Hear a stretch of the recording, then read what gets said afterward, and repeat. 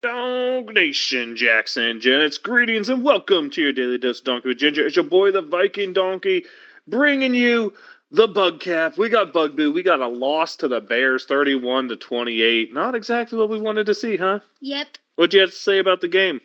We tried. We tried, yeah, I guess so. The Bears are a pretty decent football team. You look at the Steelers on the road. Maybe it's a team where they should have been favored and the Steelers aren't expected to win. But the way we've been losing these games is really what's concerning to me. This is a team that wanted to build a historically good defense, wanted to make its name known on defense. It spent all its money and big additions on defensive players. And let's be honest here, giving up 31 points, that's not good enough. The defense really is starting to let this team down. Yep.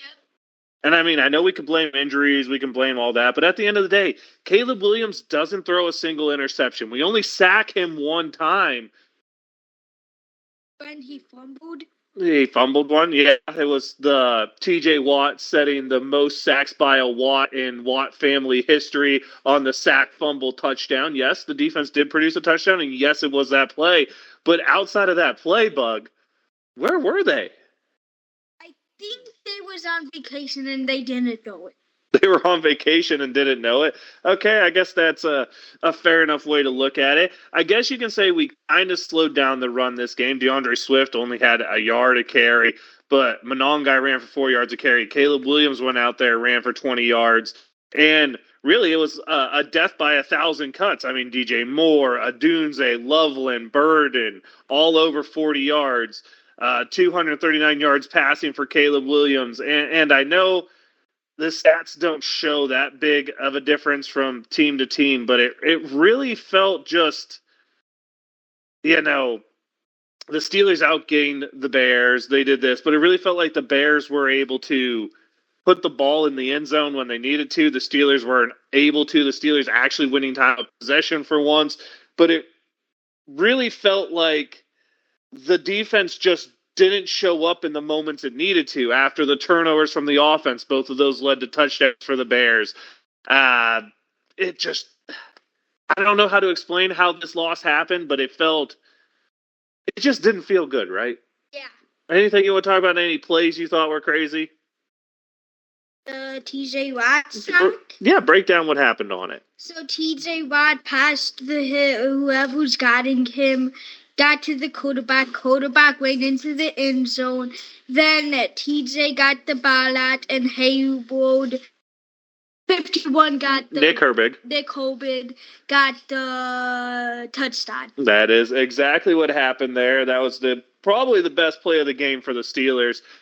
Defensively, I'm not sure there's any other plays that we really want to talk about out there for defensively for what happened to the Steelers. Until the fourth quarter, really no forcing 3-and-outs from the Bears was kind of a problem. The defense actually started the game with a 3-and-out, which was nice, but then we got an interception, gave up a touchdown, went on a 95-yard touchdown drive.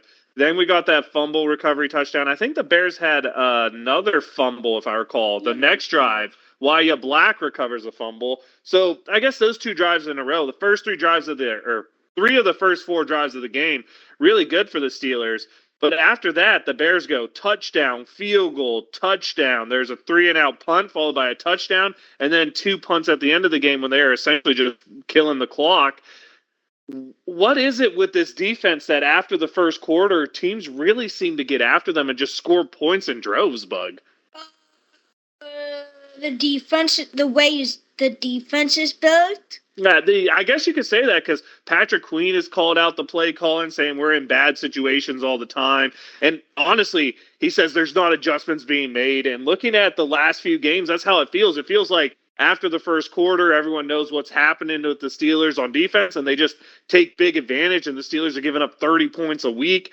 I know the defense didn't play that bad, but, just every time they're put against it, if the offense turns the ball over, you know the other team's going to score a touchdown. And with the way this team is built, they really need to fix that going forward. Yep. Any way you think they can?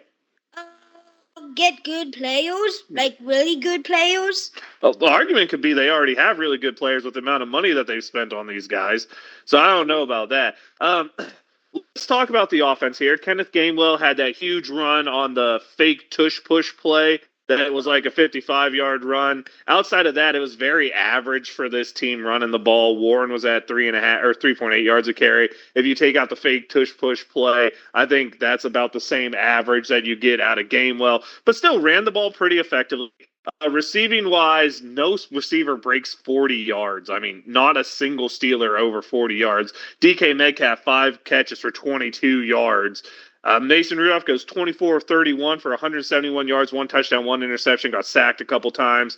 Not a great game from Mason, not a terrible game from Mason. When you look at 28 points with a backup quarterback out there, should be winning football, but the Steelers' inability to move the ball passing is a little concerning because it's not just when Mason's in there, it's the same with Rodgers. Yeah. Any way you see them fixing it? Trade for another quarterback. Well, we can't do that this year, so in order to fix it, that's not going to be the answer. Next year might be a lot different than we're looking at this year. When we talk about this team on offensively, Bug, they run the ball okay. Broderick Jones gets hurt in the game, is going to miss this week's game against the Bills. So they run the ball okay, but passing the ball, it just seems they're not able to move the ball down the field, and they just refuse to throw the ball over the middle. Every effective team in football throws the ball over the middle. The Steelers have the least amount of pass attempts over the middle of any team in football. This really seems to be a problem when you consider the Steelers play jumbo package more than any team in the NFL, which means they have on extra tight ends. Tight ends are historically good over the middle. We play tight ends more than anybody else, but we throw the ball less than anybody else over the middle. Maybe that's where the problem from this offense stems. Yeah. Yeah? Mm-hmm. Nothing else to say on it? How many tight ends do we have on the field? Normally 2 or 3 the way we play, and just don't use them effectively. I mean, but when we look at this game, you can't really blame the offense when 28 points were put up. I mean, yeah, there was turnovers, but it wasn't like they set up short fields. The defense still had a chance to stop it. Corliss Waitman had a terrible game punting the ball. I think he only averaged like 35 yards a punt and never had a punt go over 40. His worst game as a Steeler. Wasn't terrible, but definitely not in the good category. It just felt like nothing was really clicking. The offense was okay. The defense, yeah, they scored a touchdown. But outside of that, I mean, we own time of possession, but never really felt like this was our football game to win. Second half again, the Steelers do nothing. I mean, the Steelers are winning at halftime, Bug, 21-17. And then we don't get a touchdown until the Bears are up 31-21. And yeah, it was a nice long touchdown drive. Mason Rudolph did what he needed to do.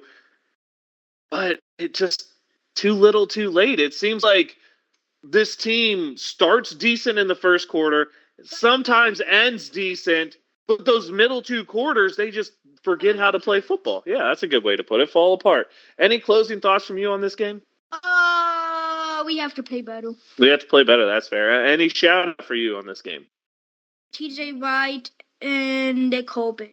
All right, both the outside linebackers. And, of course, we play the Bills this week. I believe it's at Buffalo. Give me 1 second, too. Confirm that I'm not crazy here. And, yes, the Steelers host the Buffalo Bills this week. So we got this game going on. So you think we have a chance? Yeah. You think we're going to win?